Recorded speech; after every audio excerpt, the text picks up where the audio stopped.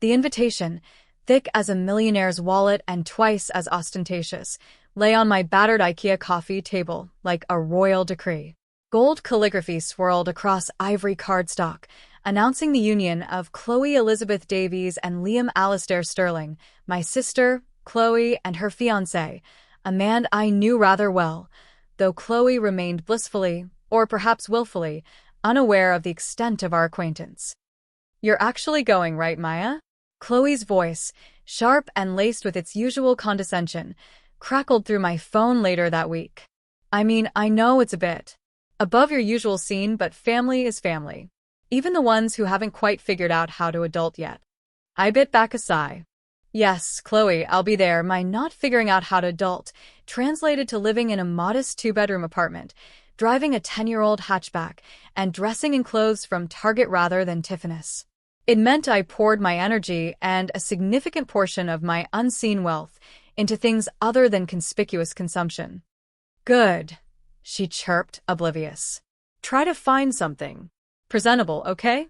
It's a black tie affair at the Grand Astoria. Daddy's already worried you'll show up in those dreadful jeans you practically live in." "I own a dress, Chloe," I said, my voice flatter than I intended. "Oh, I'm sure you do," she replied, the implication hanging heavy. "Just make an effort. For me. And for Liam. He's meeting a lot of my side of the family for the first time properly. We want to make a good impression." We. As if my very existence was a potential social liability. The truth was, Liam Sterling, CEO of Innovatech Solutions, a tech behemoth that had revolutionized data security, was not just my sister's fiancé. He was the charismatic frontman, the deal closer, the public face of a company built on algorithms I designed in my cramped student digs years ago. I was the silent, reclusive co-founder, the architect of its core technology, and, by a comfortable margin, the majority shareholder.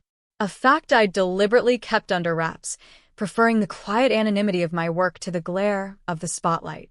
Liam, bless his loyal heart, had always respected my wishes, presenting himself as the sole visionary. It suited us both. He thrived on the attention. I thrived without it. Our parents, well-meaning but perpetually flustered by Chloe's extravagances and my eccentricities, had long ago given up trying to understand me. They saw Chloe's upcoming marriage as the pinnacle of achievement, a wealthy, handsome CEO. They saw my life as a series of questionable choices. The weeks leading up to the wedding were a masterclass in Chloe's subtle and not-so-subtle digs. "Maya, darling, are you sure about that color for your dress? It's a bit drab. Like something a librarian would wear to a funeral." This, when I showed her a picture of an elegant, understated navy gown I'd reluctantly purchased. "Don't worry about a lavish gift, Maya.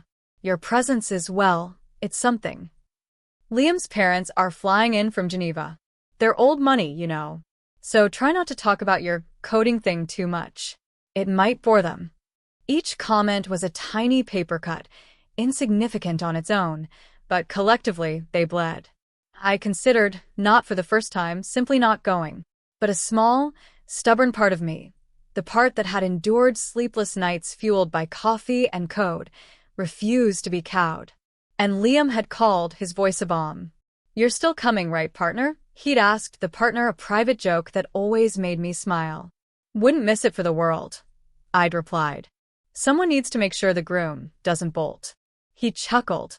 "Only if you're bolting with me to brainstorm the next algorithm. Seriously, Maya, I want you there. It wouldn't feel right without you."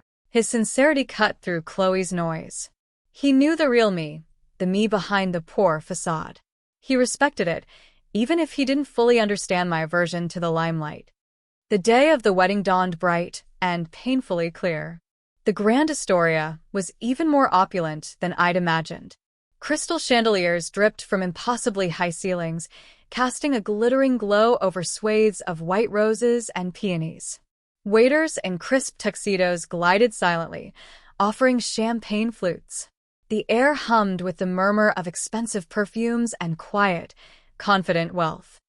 I'd chosen a simple, floor-length navy silk dress. No sequins, No ostentatious jewelry, just a pair of small diamond studs Liam had gifted me years ago for sealing the first major Innovatech deal. My hair was up in a neat chignon, my makeup minimal. I knew I looked neat, presentable, but next to the couture-clad guests, I felt like a sparrow in a flock of peacocks. Chloe, of course, was a vision in white. Her dress, a cloud of lace and tulle, reportedly cost more than my annual living expenses. She radiated a triumphant glow, basking in the attention. When she spotted me near the entrance, her perfectly painted smile tightened. "Maya, you made it," she air-kissed somewhere near my cheek, her eyes sweeping over me with critical appraisal. "That dress is certainly a choice. Very sensible." Before I could reply, one of her bridesmaids, a woman whose face was so taut with fillers she resembled a startled mannequin, chimed in. "Oh, Chloe, is this your sister?" The artistic one," Chloe supplied, a saccharine smile plastered on her face. "She's very down-to-earth," the implication was clear. Poor and unsophisticated. I managed a tight smile. "Congratulations, Chloe. You look beautiful." "Thank you," she preened. "Now, if you'll excuse me, Liam's parents are here. Try not to embarrass us, darling." She swept away, a queen in her temporary kingdom. The ceremony was a blur of vows and swelling organ music. I found myself seated towards the back, next to a distant aunt who kept asking me if I was seeing anyone nice and why I didn't make more of an effort. The reception was where Chloe's mockery reached its crescendo.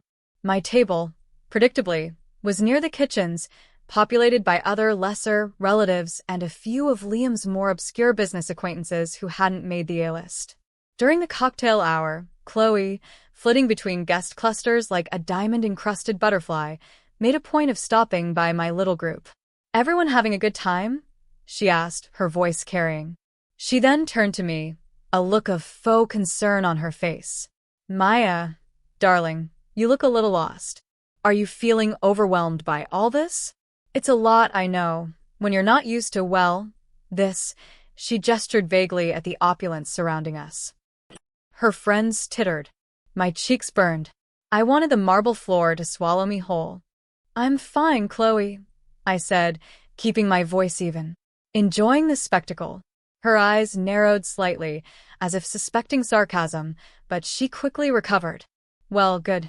Don't be shy about hitting the buffet. It's all paid for, even for the well, you know." She winked, a gesture meant to be conspiratorial but landed like a slap. Later, as speeches began, Chloe, glowing beside Liam at the head table, caught my eye.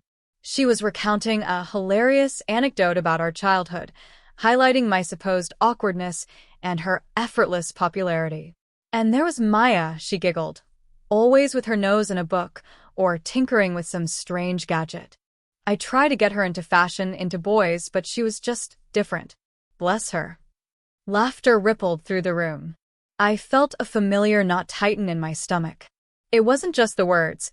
It was the casual cruelty, the way she used my quiet nature as a punchline to elevate herself.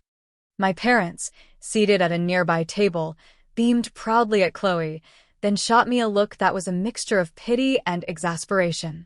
They'd long bought into Chloe's narrative of me as the slightly pitiable, less successful sibling. Then it was Liam's turn to speak. He stood, handsome and confident in his bespoke tuxedo.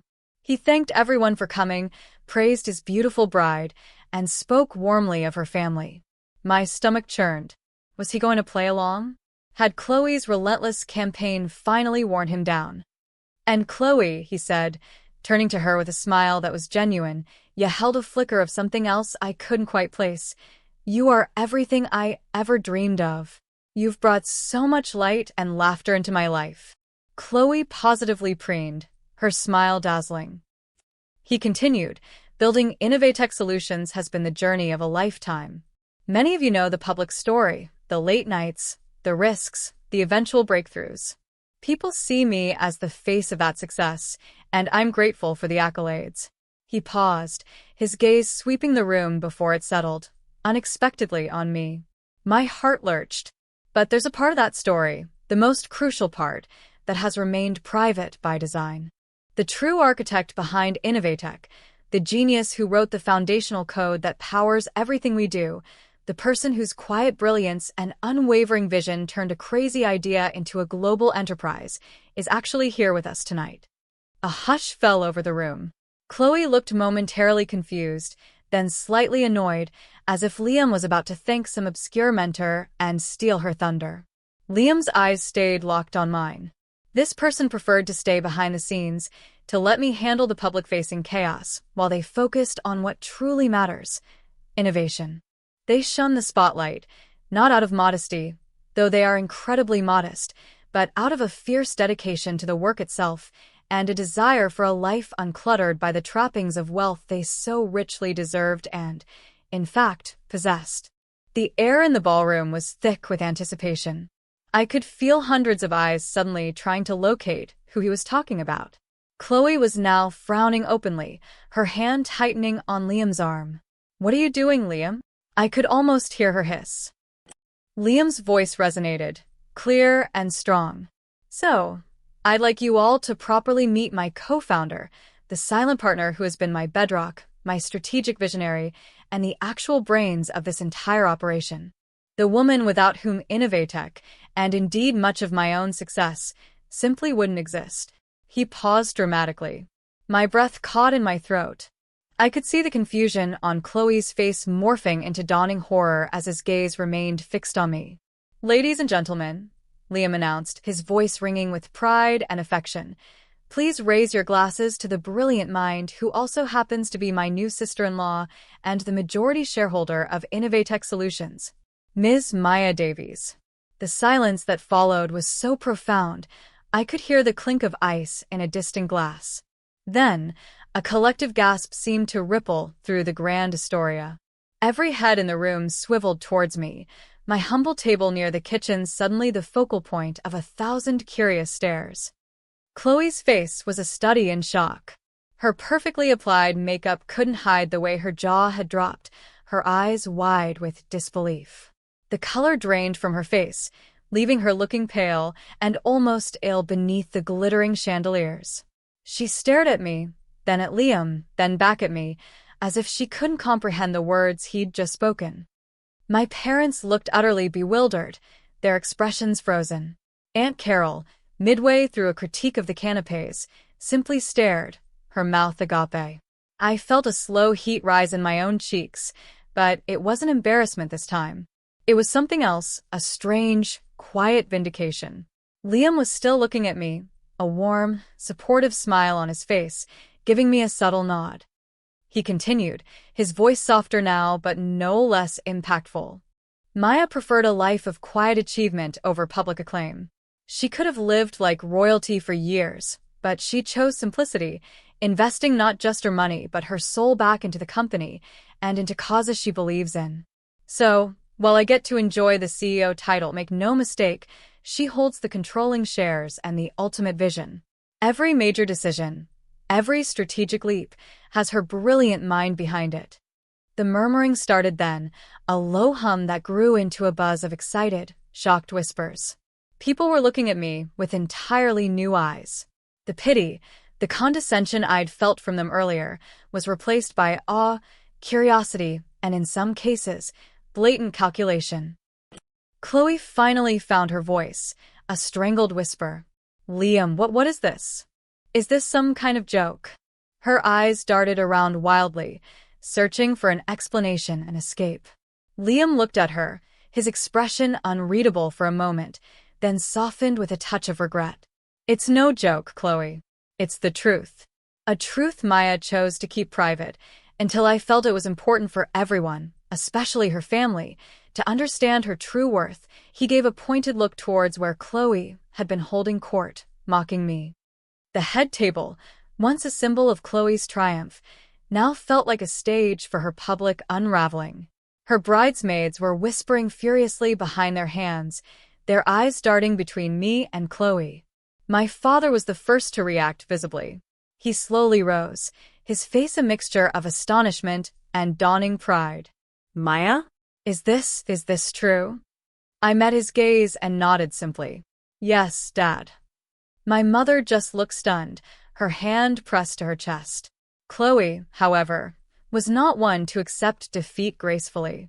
But she lives in that tiny apartment. She drives that awful car. She dresses like a pauper. The words burst out of her, raw and unfiltered, her carefully constructed facade crumbling. Liam's smile faded. She chooses to live simply, Chloe. Not everyone measures worth by the size of their house or the label on their clothes. Maya values substance over style, impact over image. Perhaps that's a lesson we could all learn. His voice was gentle, but the rebuke was clear. The silence that followed Chloe's outburst was heavy. The guests, who had been whispering, fell quiet again, watching the family drama unfold with rapt attention. Chloe looked as though she wanted the ground to swallow her. The poor sister, the artistic one, the charity case she'd been so keen to paint me as was, in reality, the source of the very wealth and status her new husband represented. The irony was devastatingly, deliciously thick. A smattering of applause started, hesitantly at first, then growing stronger as some of Liam's business associates, who perhaps had an inkling or simply admired the audacity of the reveal, began to clap. Soon, the entire room, save for Chloe and her closest, equally stunned friends, was applauding. Not for Liam this time, but for me. I felt a strange lightness. The weight of Chloe's years of casual disdain, of being perpetually underestimated by my own family, seemed to lift. I didn't stand or make a grand gesture. I simply met the eyes of those looking at me, offering a small, grateful smile. Liam raised his glass again. To Maya, the unassuming genius who taught me that the greatest power often lies in the quietest corners. To Maya, the toast echoed through the hall. After the speeches, the atmosphere was irrevocably changed. People approached my table no longer with pity, but with a new, sometimes fawning, respect. Business cards were subtly offered. Compliments on my understated elegance, the same dress Chloe had called drab, were suddenly plentiful. My parents finally made their way over, their faces etched with a complex mix of emotions. Maya, my father began, his voice thick. We had no idea. Why didn't you tell us? I didn't think it mattered, I said softly. I'm still the same person. My mother reached out and took my hand, her eyes suspiciously bright. Oh, Maya. We're so proud. And so foolish. Can you forgive us for not seeing? There's nothing to forgive, I said, and mostly meant it. Their ignorance hadn't been malicious, merely a product of their own perspectives and Chloe's carefully curated narratives. Chloe, however, was nowhere to be seen for a long while. When she finally reappeared, her eyes were red-rimmed, her bridal glow extinguished, replaced by a sullen, wounded expression. She avoided eye contact with me, busying herself with minor tasks, her earlier effervescence completely gone. The queen had been dethroned in her own court by the jester she'd so carelessly mocked. Later in the evening, as the dancing began, Liam found me by the terrace, overlooking the city lights. Well, he said, a tired but satisfied smile on his face. That went about as expected. You enjoyed that a little too much, didn't you? I asked, though there was no real accusation in my voice. He shrugged, leaning against the balustrade beside me. Maybe a little. Chloe, she can be a lot. And frankly, Maya, it was long past time people knew who you really are. Your work, your contributions, they deserve to be acknowledged.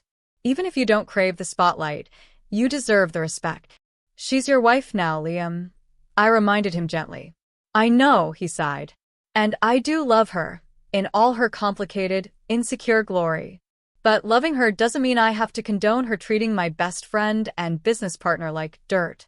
Maybe this will be a wake-up call for her.